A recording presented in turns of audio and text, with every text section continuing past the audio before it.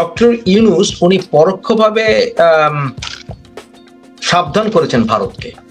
উনি বলেছেন শেখ হাসিনাকে যদি হস্তান্তর করা না হয় তাহলে ভারতের সঙ্গে বাংলাদেশের সম্পর্ক খুব একটা ভালো থাকবে না। এই বিষয়টিকে তুমি কিভাবে দেখছো?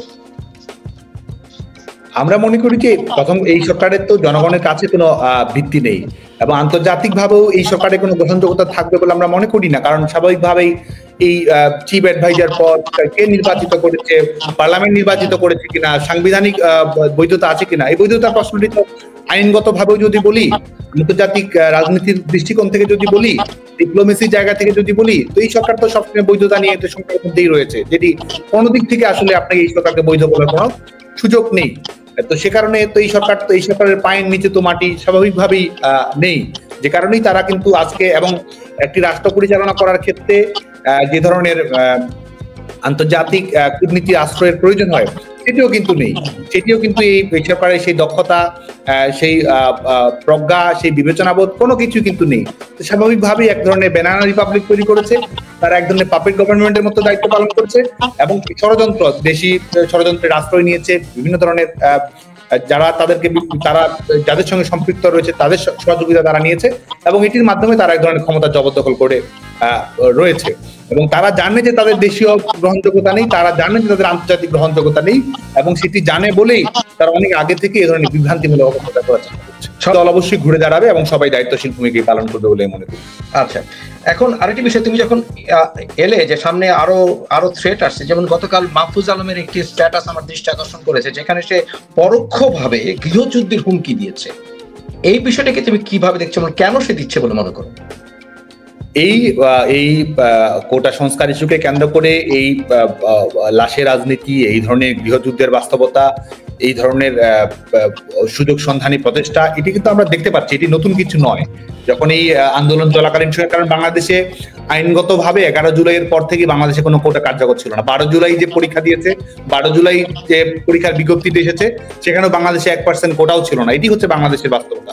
11 জুলাই যে আন্দোলনের একটি হ্যাপি এন্ডিং হওয়ার কথা, সেটিকে যে টেনে হিসেবে অন্যদিকে প্রলম্বিত করা হলো এবং সে সময়ই বলা হয়েছে আওয়ামী নিধন করতে হবে, আওয়ামী লীগ নেতা কর্মীদেরকে হত্যা করতে হবে। এটি তো শুধু 5 আগস্ট পরবর্তী সময়ে সরকারের স্বীকারোক্তি নয়, আগে থেকে কিন্তু তারা এই ধরনের কথাবার্তাগুলো বলছে এবং আজকে তারা যে ধরনের উদ্ধত্ত দেখাচ্ছে, যে ধরনের, এবং শুধু তাই নয়, অফিসিয়াল ডিক্লারেশন, সরকারি প্রজ্ঞাপনের মাধ্যমেই তো তারা প্রমাণ করেছে যে তারা এই হত্যাকাণ্ডগুলোর সঙ্গে সম্পৃক্ত। এই বাংলাদেশে যে সহিংসতামূলক ঘটনাগুলো বলতে যাচ্ছে যে 8ই আগস্ট পর্যন্ত বিচার হবে না বলেছে, সেটা হ্যাঁ ইনডেমনিটি দিয়েছে। তারা তো ইনডেমনিটি দেওয়ার মাধ্যমেই প্রমাণ করেছে যে এটি কারা এর সঙ্গে সম্পৃক্ত রয়েছে, কারা এর সঙ্গে সম্পৃক্ত নয়, কোন বিষয়গুলো আপনি আইনের আওতায় নিয়ে আসতে পারবেন, কোনগুলো প্রশ্ন করতে পারবেন না, সেটি তো তারা এক ধরনের ইনডেমনিটি দিয়েছে। এটি তো 75 সালে বঙ্গবন্ধুর হত্যাকাণ্ডে যেমন ইনডেমনিটি প্রদান করা হয়েছে, আজকেও এই শিক্ষার্থীদেরকে যারা হত্যাকাণ্ডের সঙ্গে সম্পৃক্ত রয়েছে তাদেরকে ইনডেমনিটি দেওয়ার জন্য এটি করা হয়েছে এবং এরা আগামীতেও, আমি মনে করি যে এরা বাংলাদেশের জনগণকে জিম্মি করে নিজেদের যে আজকে দেখুন, আজকে তো আমি মনে করি যে আজকে ছেলেমেয়েরা, আজকে বাংলাদেশের গোটা বাংলাদেশ অস্থিতিশীল অবস্থার মধ্যে রয়েছে, জনগণের জীবনের নিরাপত্তা নেই। এই যে মানুষগুলো হত্যাকাণ্ডের শিকার হয়েছে, 100 জন মানুষ হত্যাকাণ্ডের শিকার হয়েছে, এই প্রত্যেকজনের বিপরীতে, এই 100টি লাশের বিপরীতে এই 100টি মানুষের রক্তের বিনিময়ে এক একজন উপদেষ্টা হয়ে বসেছে এবং আজকে গোটা বাংলাদেশকে তারা এক ধরনের কুক্ষিগত করে রেখে এদেশের মানুষের শান্তি, স্বস্তি, নিরাপত্তা, গণতন্ত্র সবকিছুকে তারা বিপন্ন করেছে। আমি তোমাকে কয়েকজনকে উদ্দেশ্য করে কিছু বলতে বলবো, ইফ আই মে। সেটা হচ্ছে, তোমাকে যদি বলা হয় এই মুহূর্তে তোমাকে যদি আসিফ নজরুলের সাথে 5 মিনিট কথা বলার সুযোগ দেওয়া হয়, তুমি তাকে কি বলবে? প্রথম কথা, তার বিশ্ববিদ্যালয়ে যদি তিনি বিশ্ববিদ্যালয়ে শিক্ষকতা করেছেন, সেই বিশ্ববিদ্যালয়ে যদি তাকাতে বলি, এই মুহূর্তে বাংলাদেশের বিশ্ববিদ্যালয়গুলো, ঢাকা বিশ্ববিদ্যালয়ে কমপক্ষে 1000 শিক্ষার্থী রয়েছে যারা পরীক্ষায় অংশগ্রহণ করতে পারেনি, শুধুমাত্র একটি রাজনৈতিক দলের সমর্থক হওয়ার কারণে।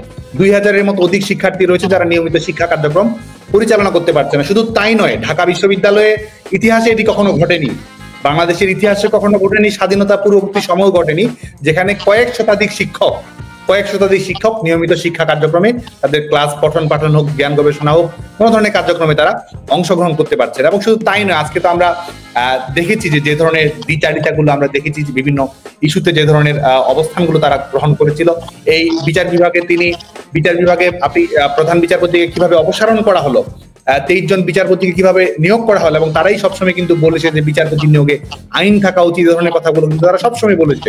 আজকে তারা বিচার বিভাগকে কিভাবে নির্বাহী বিভাগের মাধ্যমে বিচার বিভাগকে তারা হস্তগত করলো, সেটা কিন্তু প্রমাণিত হচ্ছে। আজকে নির্বাচন নিয়ে তারা সবসময় কথা বলেছে, সেই নির্বাচন নিয়ে তারা সার্চ কমিটি গঠন করছে, এবং সেই সার্চ কমিটিতে কাদের সে ধরনের বিতর্কিত মানুষগুলোকে তারা বসিয়েছে। এটির মাধ্যমে কিন্তু তাদের সার্বিক যে বিচারিতা সবকিছু বাংলাদেশের মানুষের কাছে ফুটে আছে। তারা মানবাধিকার নিয়ে সবসময় কথা বলেছে, অথচ বাংলাদেশের মানুষের আজকে মৌলিক মানবাধিকার নেই, সভা করার অধিকার নেই, সমাবেশ করার অধিকার নেই। আজকে তারা আজকে আওয়ামী লীগ বাংলাদেশের প্রধানতম রাজনৈতিক দল, বাংলাদেশের স্বাধীনতা এবং গণতান্ত্রিক আন্দোলনের সূতিকাগার যে রাজনৈতিক দলটি, এবং গত 15 বছর যে দলটি বাংলাদেশকে পরিচালনা করেছে বাংলাদেশের জনগণের ম্যান্ডেট নিয়ে, সেই দলকে নিষেধাজ্ঞার আওতায় নিয়ে আসতে হবে।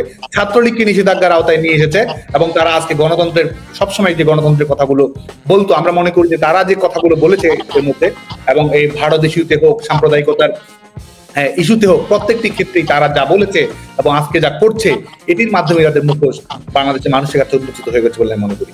একই প্রশ্ন তোমাকে আমি করতে চাই, যদি তোমাকে এই মুহূর্তে হাসনাত আব্দুল্লাহ, সার্জিস আলমকে সামনে রেখে তোমাকে কিছু প্রশ্ন করতে বলা হতো বা তাদের উদ্দেশ্যে কিছু বলতে বলা হতো, কারণ তারা তোমাকে উদ্দেশ্য করে কথা বলেছে। যেমন তারা বলেছে, ভালো যদি বাসনা বন্ধু দেখা দিও না নূর হোসেনের সেই দিবসে। তোমার এর প্রত্যুত্তরে তাদের উদ্দেশ্য করে তোমার কিছু বলার আছে কি? আমি কারো নাম ধরে কোনো কথা বলতে চাই না, এটি আমার রুচিবোধের সঙ্গে যায় না।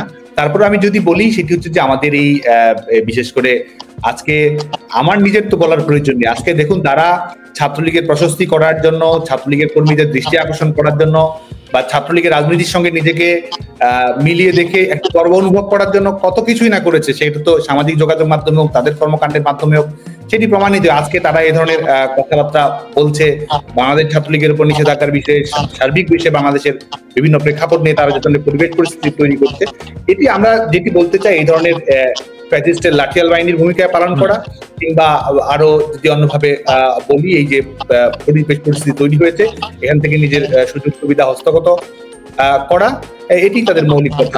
বিএনপির উদ্দেশ্যে বা বিএনপি নেতৃবৃন্দের উদ্দেশ্যে তোমার কিছু বলার আছে কি?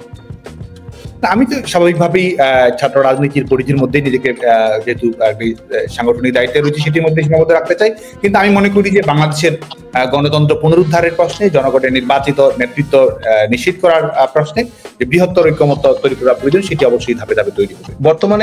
বর্তমানে আমরা দেখেছি একটি অপশক্তির রায়, বিশেষ করে ধর্মীয় মৌলবাদ শক্তির একটি উত্থানের লক্ষণ আমরা দেখতে পাচ্ছি।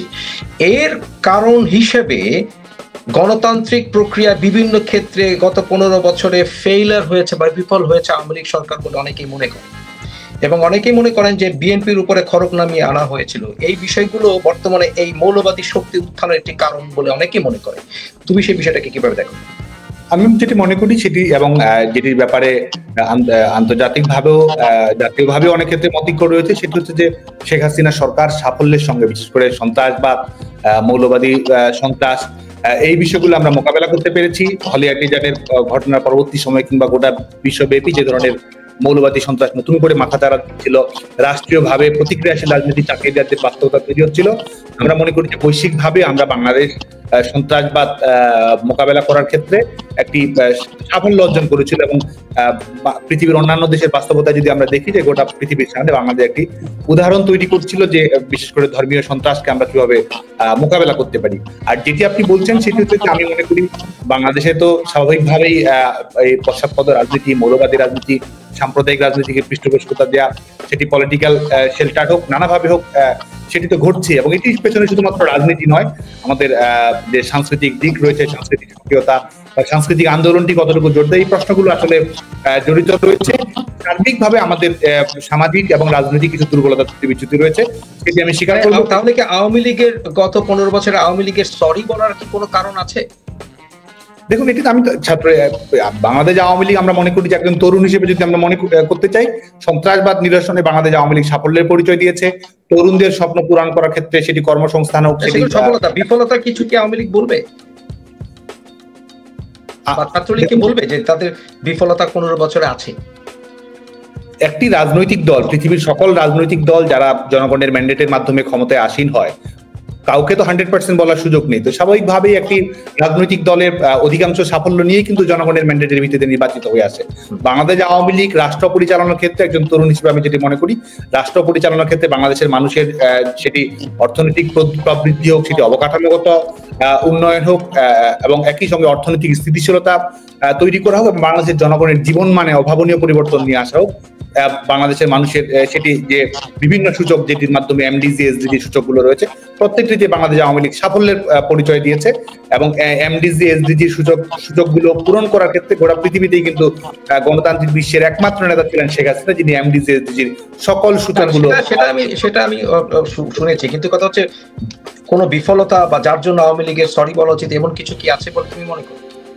দেখুন, আমি তো বাংলাদেশ ছাত্রলীগের রাজনীতির সঙ্গে সম্পৃক্ত রয়েছি। বাংলাদেশ আওয়ামী লীগ আমি যেটি মনে করি বাংলাদেশের জনগণের প্রাণের দল, বাংলাদেশের জনগণের ম্যান্ডেট নিয়ে ক্ষমতায় এসেছে এবং বাংলাদেশের জনগণের ম্যান্ডেট নিয়ে আরো বহু আগামীতে বাংলাদেশকে আমাদের বাংলাদেশ ছাত্রলীগের গোটা দেশব্যাপী যারা নেতাকর্মী রয়েছে আজকে ক্লাস পরীক্ষায় কেউ অংশগ্রহণ করতে পারছে না, সবাই কোনো না কোনো মামলার আসামি, হয়তো কারাগারে রয়েছে, নিজের বাড়িতেও থাকার সুযোগ নেই এবং সবাই কোনো না কোনো ভাবে ক্ষতিগ্রস্ত হয়েছে এবং প্রত্যেকটা মুহূর্তেই মৃত্যুর আতঙ্ক, হামলার আতঙ্ক, মামলার আতঙ্ক, এটির মধ্যেই ছাত্রলীগের নেতাকর্মীদেরকে কিন্তু যেতে হচ্ছে এবং আমরা জানি যে ছাত্রলীগের নেতাকর্মীরাই প্রতিকূল পরিস্থিতিতে সাহসিকতার পরিচয় দিচ্ছে, লড়াই করছে এবং ছাত্রলীগের নেতাকর্মীরা নিজেদের ব্যক্তিগত প্রয়োজন অপ্রয়োজন সবকিছু ভুলে গিয়ে সবচেয়ে জরুরি যেটি বিষয় সেটি গণতন্ত্র পুনরুদ্ধার করা, নির্বাচিত নেতৃত্বের মাধ্যমে বাংলাদেশ পরিচালনার বিধানের ধারাবাহিকতা নিশ্চিত করা, সাংবিধানিক শাসন নিশ্চিত করার জন্য বাংলাদেশ ছাত্রলীগের নেতাকর্মীরা আমরা বলতে পারি যে তারা ফার্দার ডাইরেকশন পাবে, তার জন্য অপেক্ষা থাকা উচিত।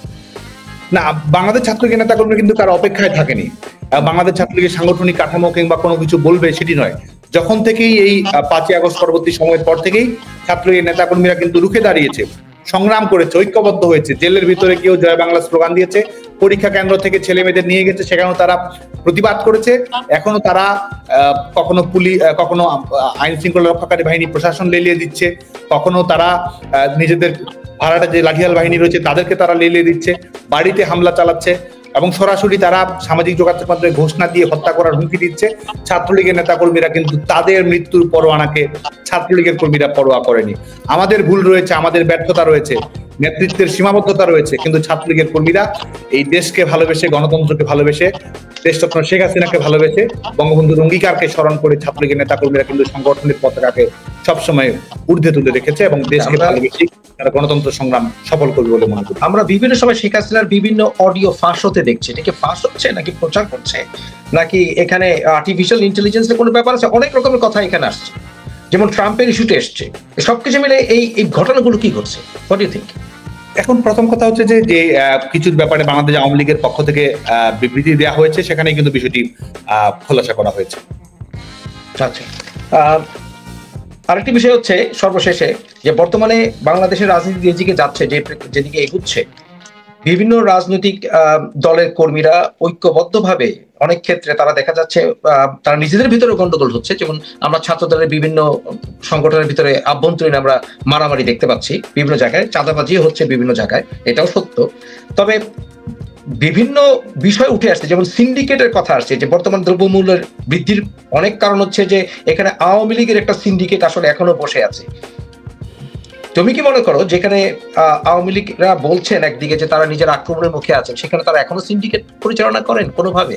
এটি তো প্রশ্নই আসে না। এটি বাংলাদেশের কোনো মানুষ বিশ্বাস করে না এই ধরনের হাস্যকর কথাবার্তা বলে। তারা আসলে বাংলাদেশের জনগণকে নিয়ে তামাশা করছে বলে আমরা মনে করি। জনগণের যে দুর্ভোগ আজকে যে পর্যায়ে পৌঁছেছে সেটি শুধুমাত্র দ্রব্যমূল্যের বিষয়টি তো একটি দিক। সার্বিকভাবে বাংলাদেশের মানুষের জনগণের জীবন নিয়ে, নিরাপত্তা নিয়ে, মর্যাদা নিয়ে যে ধরনের ছিনিমিনি খেলা হচ্ছে, আপনি যদি সরাসরি দেখেন যে ছেলে মেয়েদের, আমরা যেহেতু স্টুডেন্ট অ্যাক্টিভিজমের সঙ্গে সম্পৃক্ত রয়েছে, এই 5 আগস্ট পরবর্তী যারা জবরদখল করে ক্ষমতায় এসেছে, একটি জব সার্কুলার পর্যন্ত তারা দিতে পারেনি। এই জব সার্কুলারকে কেন্দ্র করে, এই জব সার্কুলারের উপর ভিত্তি করে একটি কোটা সংস্কার আন্দোলন, সেই কোটা সংস্কার আন্দোলনের শিক্ষার্থীরা, ছেলেমেয়েরা কর্মসংস্থান চায়, চাকরির নিশ্চয়তা চায়।